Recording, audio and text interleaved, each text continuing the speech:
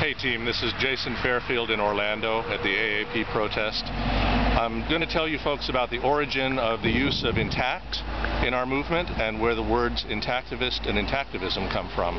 There was an email list that many of us were on in the mid and late 1990s, and we wanted to get away from the words uncircumcised and uncut, and we were looking for an alternative, and a number of words were proposed: natural, normal, intact.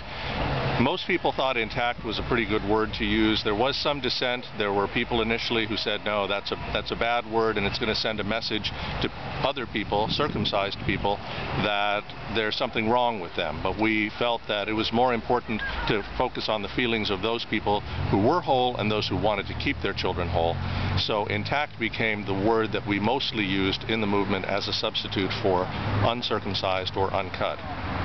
Also, we needed a name for the movement, and one day a group of us were talking. I was chatting with my friend Richard Ciabra, and Ricky said, what about a portmanteau of intact and activism, and we'll call it intactivism.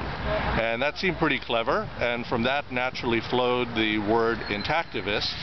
And I think the first time it appeared in print was when the Wall Street Journal interviewed me in 1997 to talk about this growing movement, and I used the word intactivism, which the reporter had never heard before, and he asked me to explain it, and it did appear in the article.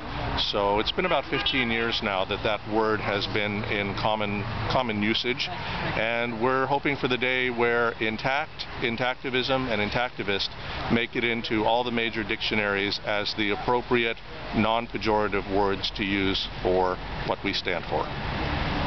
Thank you, Jason Fairfield. Thank you for being out here. Thank you for your work over the years. And many people, many boys around the United States and around the world, thank you as well. Thank you, Brother Kay.